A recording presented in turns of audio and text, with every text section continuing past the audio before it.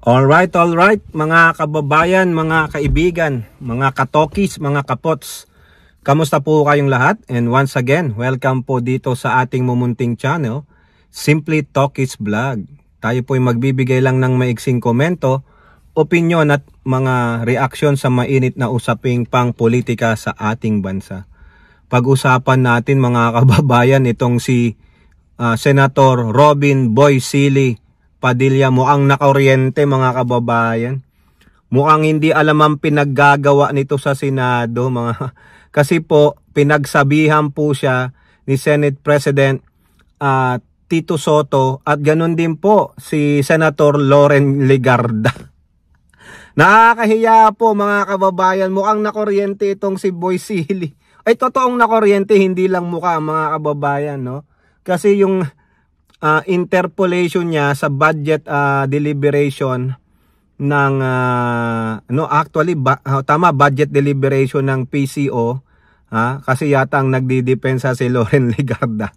Mukhang nakoryente ng husto si Boy Silly mga kababayan. Nagmukhang tanga si Boy Silly.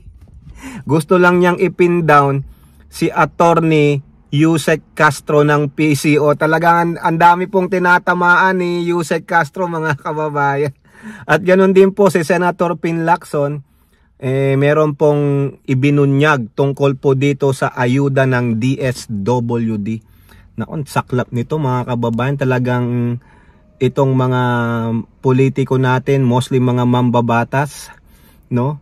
Ito ang mga kawatan sa kaban ng bayan. Hindi naman po lahat sila, but majority of them. Hindi natin nilalahat kasi meron din dyan matitino. Okay, so shout out po lahat sa inyo and may God bless us all.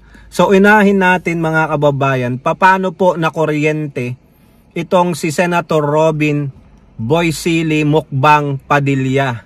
Kasi po doon po sa budget hearing ng Presidential Communications Office, meron po siyang pinirisinta mga kababayan na ang insinuation niya na ito daw po ay kagagawan ng Malacanang, na ang Malacanang daw po, particularly ang Presidential Communications Office, ay mga may binabayarang troll. No? Hindi niya sukat akalain na itong video na ito ay gawa ng mga DDS, gawa ng mga kaalyado ng Duterte, no? Sabi niya, meron daw nagpaabot sa kanya na video, mukhang hindi mo naman dininig, mukhang hindi ka nagsaliksik kung sino yung tatlong tao na binabanggit doon na nanghihingi ng dagdag sahod. Hindi niya siguro inalam sino itong Rosalinda, sino itong dalawang tao na nababanggit doon. Kalat na po yung video na yan, hindi po yan bago. Yang mga nandyan na nabanggit na humihingi ng dagdag sahod, hindi po yan sa admin ng Marcos. Yang mga vloggers na yan ay pro Duterte bogok. Yung nadidinig nyo, sino yung mga class A na mga vloggers mo? Sila Rosalinda po, sila maganito, dahil tatlong tao Diba? Nagkaonsehan pa nga. Nung sinabi nung babae na di bale I quit, madam. At para lang malaman mo, recorded po ito. Nagmura pa nga si madam ikaw Robin Padilla, sa dami ng mga resource person mo dyan, sa dami ng katulong mo bilang senador dyan sa opisina mo, hindi mo man lang yan pina-verify. Hindi mo man lang ilanam sino itong mga vlogger na binabanggit ng taong ito. Ito ba ay may connection sa Malacanang? Ito ba ang boses na ito ay si Yusek Castro? Ito ba ay may kinalaman ng PCO dito? Hindi mo alam yon? O magmumukha ka lang tanga, pilit mong pinipin down si Yusek Castro. Sinasabi mo pa, nag-name drop ka na baka yung boses doon sa kabilang linya ay si Yusek Castro. Mabuti na lang. Pwede ka kasanang kasuhan ni Yusek Castro, nag-name drop nang wala kang ebidensya. Ano ang sabi ni Loren Legarda mga kababayan? Huwag po tayong mag-akusa o mag-name drop nang walang ebidensya. Nasaan po yung ebidensya na may mga trolls ang Malacanang? Una nang sinasabi ng Malacanang ng PCO na wala silang binabayarang trolls. Trolls ang sabi mo Robin eh. O ngayon, pinaalalahanan siya ni SP Soto. Huwag ka munang magdi-drain drop hanggat hindi mo pinabe-verify. Maganda ipa-verify mo yan sa NBI kasi meron silang cybercrime unit. Yung digital forensic, matutukoy nila, mamamatch nila yung boses ng inaakusahan mo, lalong-lalo na si Yusek Castro. Paano pag hindi si Yusek Castro yan at na-name drop mo?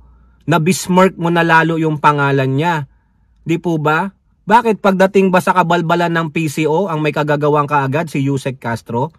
Grabe naman kayong mga DDC, ano? Di ba?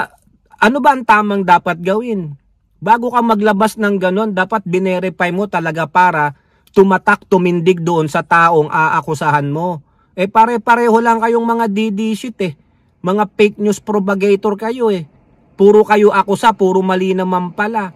Yang video na pinalabas ng mga kababayan ay matagal na yan, nadinig na natin yan No? Alam natin kung sino yung mga vlogger na nabanggit dyan. Mga pro Duterte po yan. Hindi po yan tauhan ni Malacanang o ng PCO. Baka nung panahon ni Digong sa PCO. Kayo yan. Pero hindi sa panahon ni Pangulong Marcos. O din na kuryente ka. Napahiya ka. Dapat mag-apologize ka kay Yusek Castro.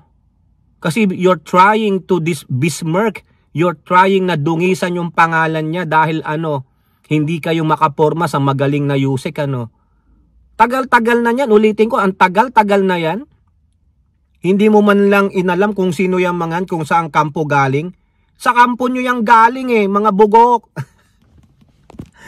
Alam mo ba kung sino yung nandun? Ayaw ko pong i-name drop kasi kailangan ipa-forensic muna, ipa-MBI muna para malaman kung sino yun. Malay mo, gawang AI lang pala yun. O ngayon, nakuryente ka lalo. Gawang AI lang pala, pinaparatanga mo si Yusek Castro yung may trolls. Ang PCO ang may trolls. Wala kang ang ebidensya ng may trolls. Ayun pa ang ginamit mo, mali-mali pala. Bugok! Bobo talaga itong senador na ito. Sayang lang yung pasahod sa'yo. Hindi mo man lang pinaimbestigahan bago mo pinresinta. My God. God damn it talaga mga kababayan. O ngayon, si Senator Pin Lacson, meron pong ibinulgar tungkol sa ayuda ng DSWD. Ano po yun? Na tong ayuda na nanggagaling sa DSWD ay ginagamit ng ilang mga politiko para po sa kanilang mga election campaign. Diyan po sila karamihan, diyan kumukuha ng pangtustos sa eleksyon. Nagtataka siya bakit tumataas yung mga social amelioration program budget, wala namang ganong napupunta sa mga dapat na tulungan. For example daw po yung AICS, yung AICS, ang laki ng itinaas sa budget. Kung tutuusin naman, mukhang hindi naman nagtutugma yung budget sa dami ng dapat tulungan sa social amelioration program na yon. So sinasabi niya, nagagamit ito during the campaign ng mga politiko. Minsan kinukupit. At nagagamit din na sasabihin, nakikita silang nagdi-distribute ng ayuda na yan. Hindi naman sa kanila galing ang pera Diba mga suwail? Kaya sabi nga ni Senator Ping Lacson, I'm all in sa pagbibigay ng ayuda.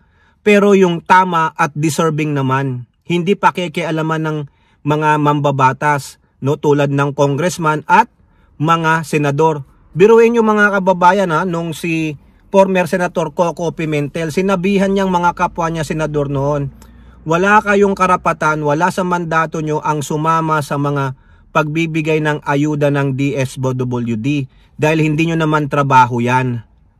Hindi nyo rin naman pera yan. Kung naglagay kayo ang sponsorin yan tulad ni Aimee Marcos, isa sa mga sponsor ng AICS, hindi kinangala sumama ni Aimee Marcos sa mga ayuda, si Bongo, hindi po. Dahil hindi po nyo yung pera. Hindi nanggagaling sa sarili nyong bulsa ang perang itinutulong sa mga kababayan natin sa mga ayuda, kundi sa taxpayers. Pero ang iba ginagamit yan, sinasalsal para po mapabango yung pangalan nila tulad ni Bongo, nila Aimee. Yan po ang mga mahihilig sa ganyan no? Kaya tama po yan, Pampilo Lacson.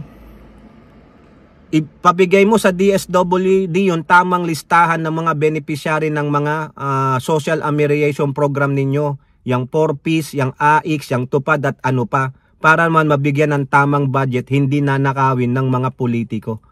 Okay? So kayo po mga kababayan, ano po ang inyong masasabi? Comment down below. And don't forget to like and share. Hope to see you in the next videos. Bye-bye. God bless.